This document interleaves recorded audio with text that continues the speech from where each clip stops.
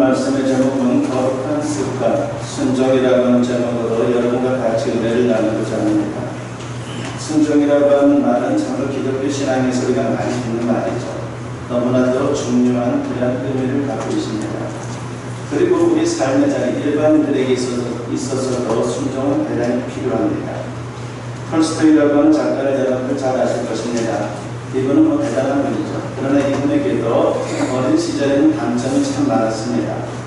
그런데 이분이 세계적인 소설가이자 사상가로 우뚝 설 수 있었던 이유는 작은 습관으로부터 시작되었다고 말합니다.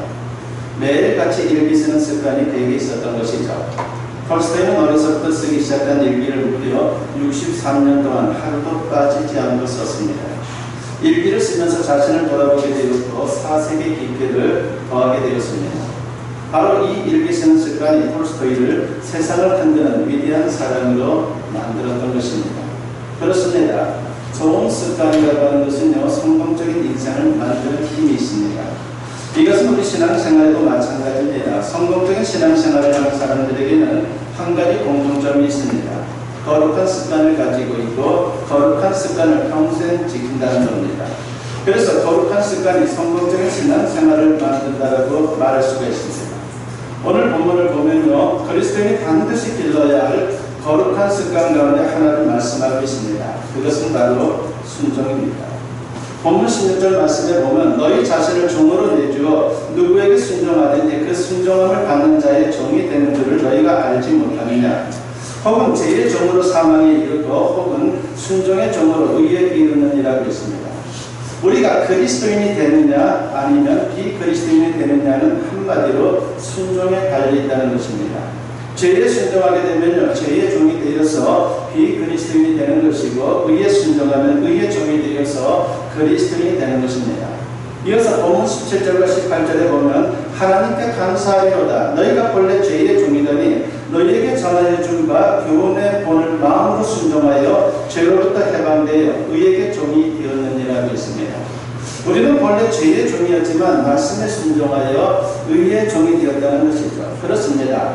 그리스도인의 가장 기본적인 삶의 태도는 순종입니다. 이것이 철저히 습관이 될 때에 성공적인 신앙생활을 할 수 있게 되는 것입니다.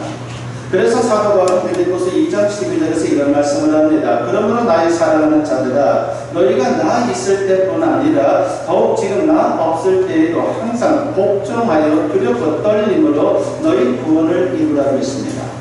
우리가 복종, 즉 순종해야 구원을 이룰 수 있다는 것이죠. 복종하지 않고 순종하지 않으면 구원을 이룰 수 없는 그런 어떤 한계에 다다른 그런 인생을 살 수밖에 없다는 것입니다. 우리가 믿음으로 구원을 받았지만 그 구원을 온전히 성취하려면요, 복종해야 하는 그런 우리의 신앙적인 자세가 필요합니다.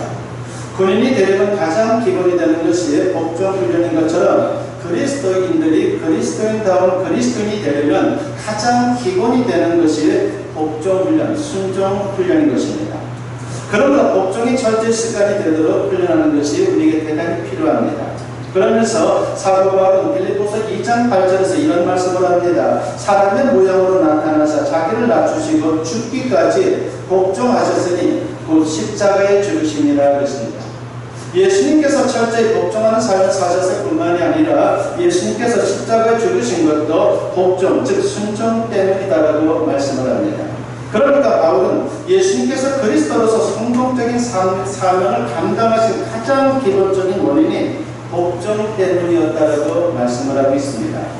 철저한 복종의 습관을 가지셨기 때문에 그리스도로서 사명을 완수할 수 있었다는 것이죠. 그리고 사도 바울은 빌립보서 2장 5절에서 이런 말씀을 합니다. 너희 안에 이 마음을 품으라. 곧 그리스도 예수의 마음이니라고 말합니다. 예수님의 복종하는 마음을 본받으라고 하는 말씀입니다. 바울은 평생 예수님을 닮으려고 철저히 복종하는 삶을 살았을 뿐만이 아니라 빌립보 교인들에게도 예수님처럼 철저히 복종하는 삶을 살라고 당부를 하고 있습니다. 그리고 오늘 우리에게도 당부를 하고 있죠. 그렇습니다. 우리가 순종하는 습관을 기르려면 예수님을 본받아야 합니다. 예수님께서 진정한 순종의 본을 보여주셨기 때문입니다. 그렇다면 예수님의 순종을 본받아 순종의 습관을 가지려면 어떻게 해야 합니까?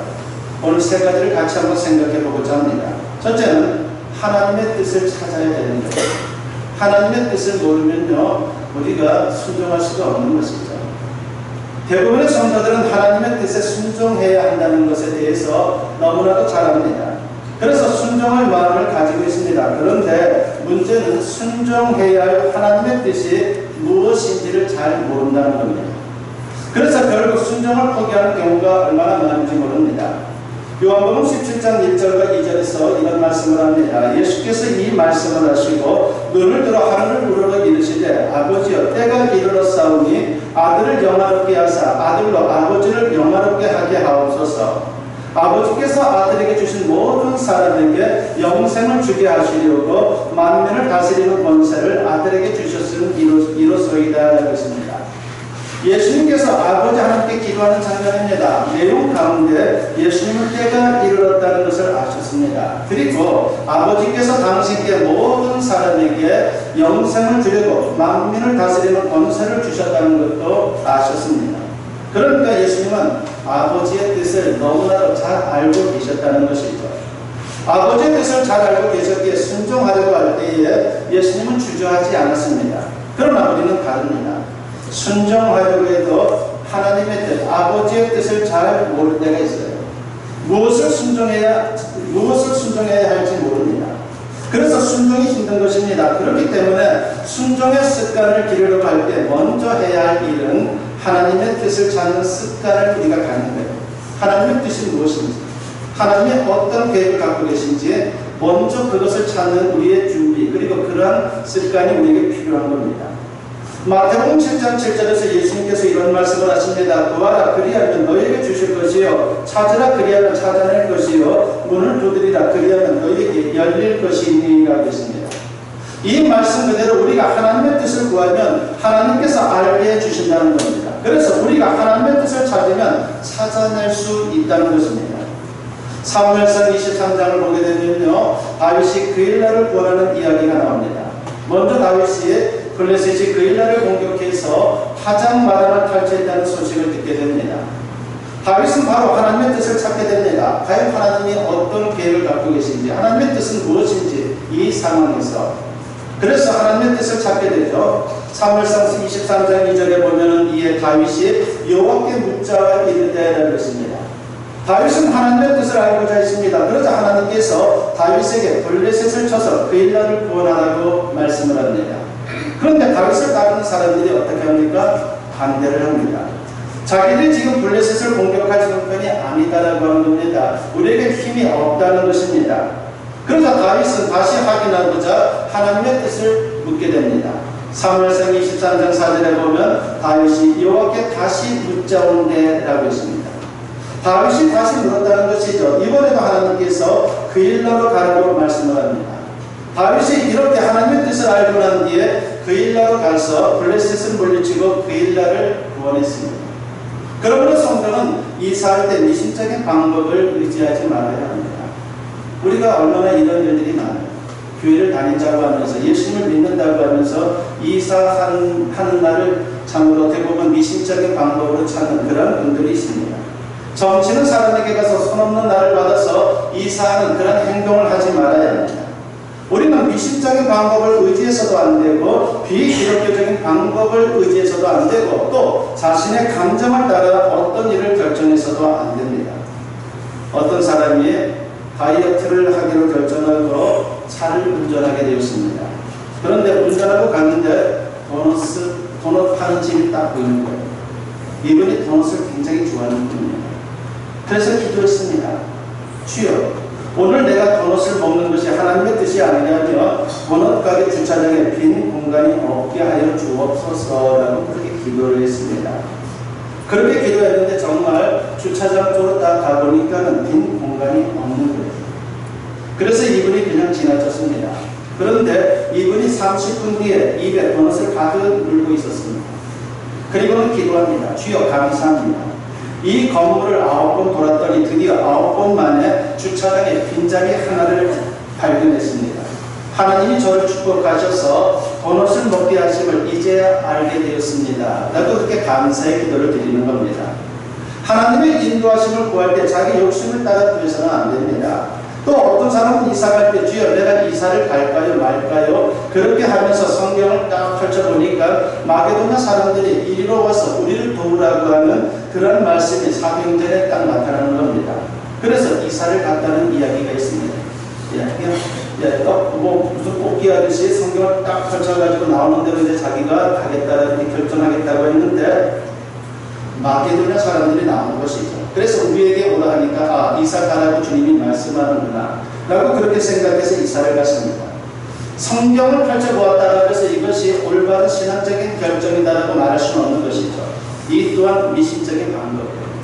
차 뒤에다가 성경을 싣고 다니는 것, 그리고 차에다가 십자가를 걸고 다니는 것, 물론 참으로 중요하죠. 그러나 미신적인 하나의 방법으로 그렇게 하는 것은요, 주님이 원하는 바가 절대로 아닙니다. 하나님의 뜻을 구할 때는 하나님 앞에 엎드려 예배하고 기도해야 하는 것이다. 기도해서 하나님의 음성을 듣거나 내 마음에 평강이 오는 쪽으로 우리가 결정해야 합니다. 주님이 응답하는 것은 마음에 편안해집니다. 그러면서 그렇구나. 하나님이 이걸 원하는구나 라고 해서 우리가 그것으로 결정할 수 있고 거기에 하나님의 뜻이 있다고 믿고 그렇게 나아갈 수 있는 것입니다. 감정을 따라 움직이면 안 됩니다. 감정을 따라 행동한다면요, 집안에서도 많은 부부싸움을 할 것입니다. 감정을 따라 성질나는 대로 행동하고 교회에서도 성질나는 대로 말하고 행동하고 자기 감정에 어긋난다고 싸운다면 그런 가정은 어떻게 되겠으며 그런 사람도 어떻게 되겠고 그런 교회 또한 어떻게 되겠습니까? 감정을 따라 사는 사람은 신앙도 어리고 인격도 어린 사람입니다. 감정을 조절하고 절제하고 누리고 하나님의 뜻을 구하는 신앙이 성숙된 신앙인 것입니다. 그렇습니다. 우리는 하나님의 뜻을 잘 모릅니다. 그리고 하나님의 뜻을 쉽게 찾을 수 없습니다. 그래서 하나님의 뜻을 찾는 일에 힘써야 하는 거예요. 과연 하나님의 뜻이 무엇입니까? 그래서 예배를 드리면서 말씀을 듣고 그 말씀 붙들고 기도하는 가운데 하나님의 뜻을 찾을 수 있는 것이고 또 내가 깊이 또한 기도 생활 속에서 하나님의 뜻을 찾을 수가 있습니다. 그렇게 우리가 힘써야 하는 것입니다. 그래야 비로소 순종의 길에 들어설 수가 있게 되는 것입니다. 이것이 첫 번째로 우리에게 필요한 겁니다. 두 번째로 하나님의 뜻을 앞세우는 것이 우리에게 너무나도 필요한 겁니다. 우리가 하나님의 뜻을 알게 됐다고 해서 쉽게 순종할 수가 없습니다. 대부분의 경우 하나님의 뜻이 내 뜻과 다르기 때문이죠. 아니, 달라도 너무 다릅니다. 내 뜻이 있고 하나님의 뜻이 있을 때가 얼마나 많아요. 나는 이렇게 하고 싶은데 기도를 해보니까 다른 쪽으로 하나님이 마음을 주는 거예요. 그래도 내 뜻을 포기할 수가 없을 때가 너무나도 많이 있죠. 그 대표적인 사람이 누구입니까? 요나입니다. 요나가 하나님의 뜻을 거역하고 불순종했다가 회개하고 돌아서는 이야기를 우리에게 소개하고 있습니다. 우선 요나는 하나님의 분명한 명령을 받았습니다. 요나서 1장 2절에 보면 너는 일어나 저 큰 성읍 니느웨로 가서 그것을 향하여 외치라고 주님이 말씀을 합니다. 하나님의 뜻은 니느웨 성에 가서 회개의 복음을 외치라는 것이죠. 아수르라고 하는 나라의 수도인 니느웨로 가서 하나님의 말씀을 선포하라고 하는 것, 그것이 하나님의 뜻입니다. 그런데 요나서 1장 3절을 보면 이 말씀을 들은 요나의 행동을 이렇게 소개합니다. 그러나 요나가 여호와의 얼굴을 피하려고 일어나 다시스로 도망하려 하여 요바로 내려갔더니 라고 했습니다. 하나님의 명령을 거절했다는 것입니다. 하나님의 뜻을 알았는데 그 뜻을 이행하는 것을 거절을 했습니다. 그렇게 해서 니느웨가 정반대 방향인 요바로 내려갑니다. 심지어 하나님의 얼굴을 피하려고 당시 땅 끝이라고 생각했던 다시스로 도망가려고 했습니다. 요나는 왜 하나님의 뜻을 거역하려고 한 것입니까?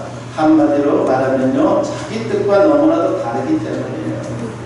내 생각과 너무나도 달랐습니다. 자기는 물론이고 유대인들은 원수의 나라 아수르가 멸망하기를 원했습니다. 아수르가 망해야 자신들이 아수르의 압제로부터 벗어날 것이다라고 생각을 했던 것입니다. 그래서 이를 위해 정말 오랫동안 기도했습니다. 그런데 하나님은 요나에게 아수르의 니느웨로 가서 회개의 메시지를 선포하라고 말씀하시는 겁니다. 자기 뜻과 달라고 너무나 다른 말씀을 하신 겁니다. 그래서 순종하지 않았고 하나님의 얼굴을 피해서 도망치려고 했던 것입니다. 그렇습니다. 우리가 신앙생활 하다 보면요, 하나님의 뜻이 내 뜻과 다른 경우가 많아요. 이건 누구나 겪는 일입니다. 내가 이 사람 굉장히 미워하는데 용서할 수 없다고 생각했는데 하나님은 그 사람을 용서하라고 그렇게 말씀을 자꾸 주는 거예요. 얼마나 힘든지 몰라요. 그런 경우들이 얼마나 많습니까?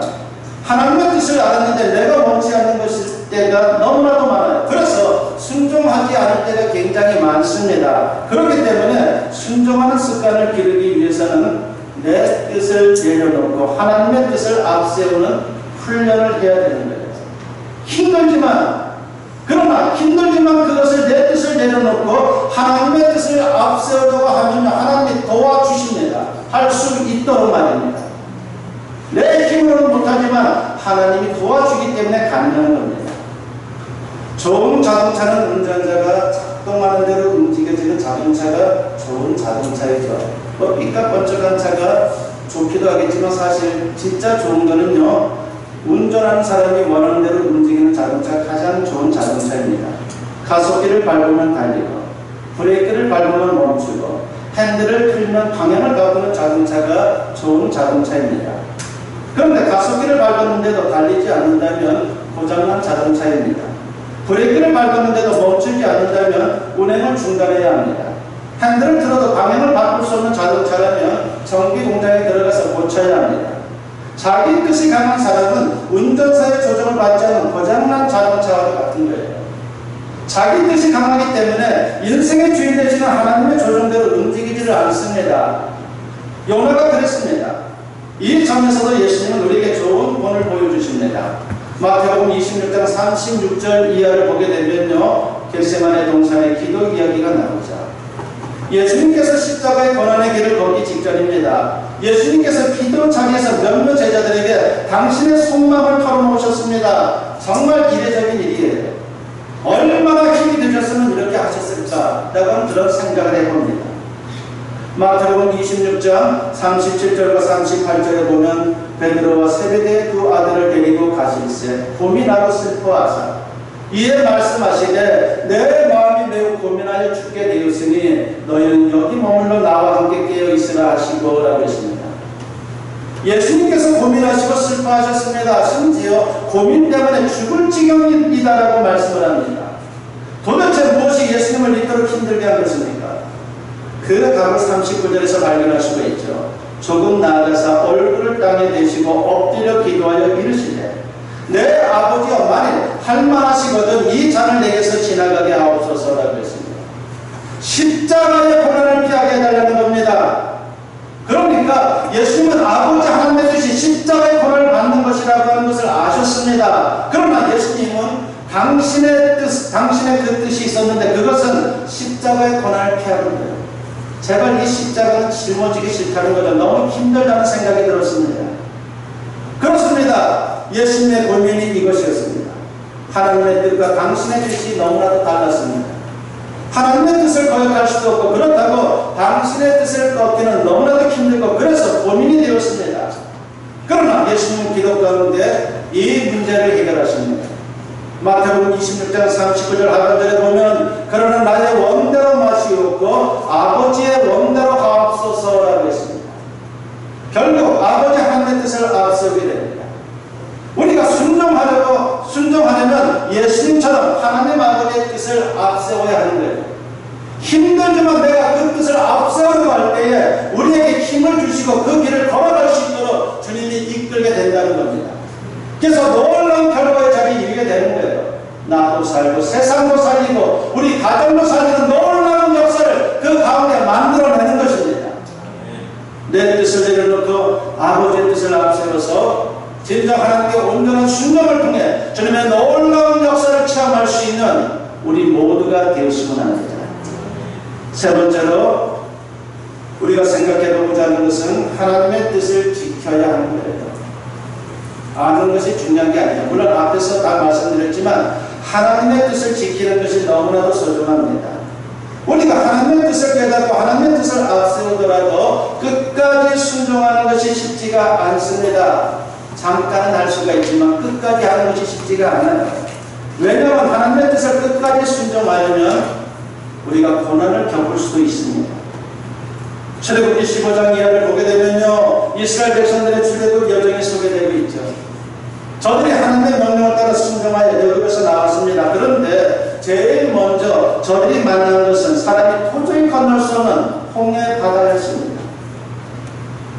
순종하여 나온 게 처음으로 겪게 된 절망의 상황입니다. 모세가 홍해에서 이스라엘을 인도하여 수르 광야로 들어갔습니다. 그런데 문제가 생겼습니다. 물이 없는 거예요. 사막에서 물이 없는 겁니다. 게다가 이스라엘이 신광야에 도착했는데 이번에는 먹을 것이 없습니다. 그래서 이스라엘 백성들은 이 광야로 우리를 인도하여 우리를 죽여 죽게 한도다라고 하면서 모세를 원망하고 하나님을 원망합니다. 하나님의 뜻을 알고 있지만은 그 뜻을 지켜나가지 못하는 그러한 그들의 연약한 모습을 우리가 발견할 수가 있습니다. 이스라엘 백성들은 분명 하나님의 명령에 순종하여 출애굽 여정에 나선 것입니다. 민수기 33장 2절을 보게 되면요, 모세가 여호와의 명령대로 그 노정을 따라 그들이 행진한 것을 기록하였으니 라고 말씀을 합니다.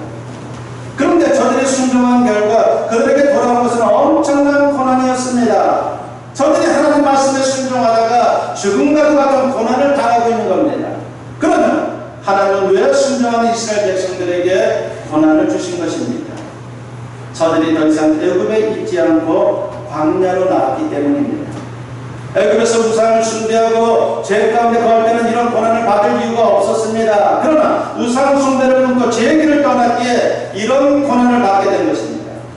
저들이 하나님의 종으로 거룩한 삶을 살게 되었기에 이런 고난을 받게 된 겁니다. 우리가 예수님을 처음 믿을 때에 많은 분들이 이런 경우를 당할 수가 있어요. 어떤 분들이 그래, 예수님 믿기를 작정하고 신앙생활을 시작했는데 왜 이런 어려움이 생기는지 모르겠다라고 그렇게 원망하는 분들을 만납니다. 이것은 옛날 이스라엘 백성들에게만 있는 것이 아니라 오늘 우리에게도 있는 것이에요. 그러다 보니까 많은 사람들이 믿음의 시작을 갖다가 중도에 다 포기합니다. 이스라엘 백성들도 마찬가지였죠. 안타깝게도 많은 이스라엘 백성들이 고난을 견디지 못하고 다시 불순종의 자리로 돌아갔습니다. 원망하고 불평하다가 순종을 포기했습니다. 그래서 결국 그들은 가나안의 축복을 누리지 못한 거예요. 우리가 주님 안에서 겪게 되는 그 고난과 아픔은요, 그냥 겪는 것이 아니죠. 우리의 모난 것을 다듬어가는 귀한 시간입니다. 그렇기 때문에 우리가 힘들고 어렵지만 끝까지 순종하면요, 나는 아름다운 보석과 같은 존재가 되는 거예요. 그래서 가나안에서 아름다운 인생을 살아갈 수 있는 것입니다. 그런데 많은 사람들이 그 힘든 과정 속에서 포기합니다. 얼마나 안타까운 일인지 모릅니다. 우리가 예수님을 한번 생각해 보십시오. 요한복음 19장 30절에 보면 예수께서 신 포도주를 받으신 후에 이르시되 다 이루었다 하시고 머리를 숙이니 영원히 떠나가시니라고 했습니다. 모든 고난의 잔을 당하시고 십자가의 죽음을 죽으셨다는 것이죠. 그야말로 죽기까지 순종하셨습니다.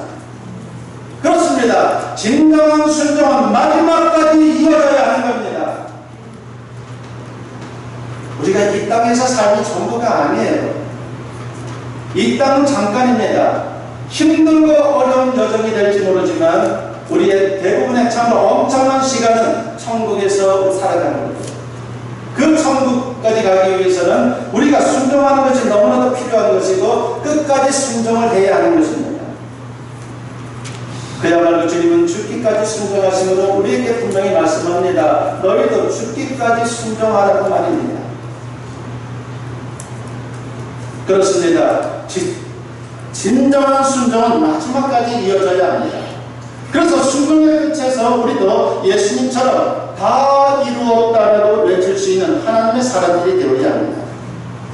순종은 그리스도인들이 반드시 길러야 할 거룩한 습관 가운데 하나입니다. 우리가 순종의 습관을 기르려면 우선 하나님의 뜻을 찾아야 한다고 했습니다. 그리고 내 뜻을 내려놓고 하나님의 뜻을 앞세워야 한다고 했습니다. 그리고 더 나아가 고난을 무릅쓰고라도 하나님의 뜻을 끝까지 지켜야 한다고 했습니다. 거룩한 습관의 순종을 이루어서 마침내 진정한 승리의 자리에 설 수 있는, 존귀한 자리에 설 수 있는 저와 여러분 모두 될 수 있기를 주님의 이름으로 간절히 축원합니다.